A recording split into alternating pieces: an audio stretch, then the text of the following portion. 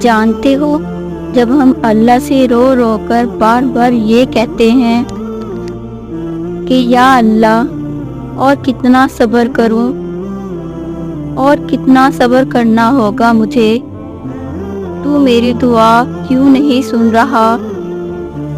تو کچھ تو جواب دے میرے رب، میں اتنا گنہگار ہوں۔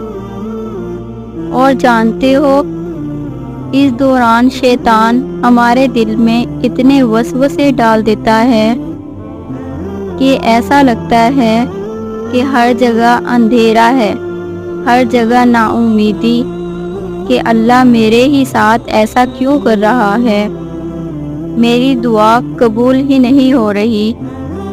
جانتے ہو، یہی ہماری سب سے بڑی غلطی اور نا امیدی ہے اللہ سے، کہ ہم اتنی جلدی مایوس ہو گئے، بلکہ اللہ تعالیٰ تو ہمیں دیکھ رہا ہے کہ میرا بندہ صبر کرتا ہے یا نہیں، اور اللہ کو تمہارا رونا ناپسند ہے جب تم اس کے سامنے رو کر دعا مانگتے ہو اور تمہیں ایسا لگتا ہے کہ اللہ تو میری دعا سن ہی نہیں رہا، بلکہ اللہ نے تو خود قرآن میں فرمایا ہے، اے نبی، میرے بندے اگر تم سے میرے متعلق پوچھے تو انہیں بتا دو کہ میں ان سے قریب ہی ہوں، پکارنے والا جب مجھے پکارتا ہے تو میں اس کی دعا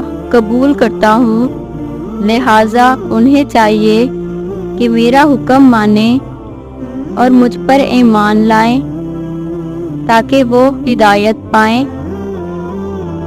جانتے ہو، قرآن پاک میں اللہ تعالیٰ نے صبر کا ورڈ اتنی بار واضح کیا ہے، تو کوئی تو بات ہے نا۔ اللہ تعالیٰ نے قرآن پاک میں اتنی بار کہہ دیا تو صبر کرو، بے شک اللہ کا وعدہ سچا ہے، بے شک اللہ صبر کرنے والوں کے ساتھ ہے۔ جو لوگ صبر سے کام لیتے ہیں ان کا ثواب انہیں بے حساب دیا جائے گا۔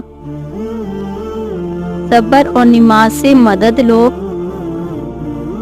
تو جب اللہ نے یہ قرآن میں کہہ دیا تو پھر کیوں پریشان ہوتے ہو؟ اور ایک اور چیز، بجائے اس کے کہ اللہ ہمارے لیے کچھ کرے، کیوں نہ ہم اس چیز پہ فوکس کریں کہ ہم اللہ کے لیے کیا کر سکتے ہیں۔ جب ہم اللہ کے لیے صبر اور نماز پڑھیں گے تو اللہ خود ہمیں صبر کا اجر دے گا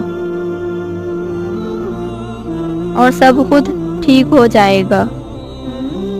تو ہم اتنی سی بات کیوں نہیں سمجھتے؟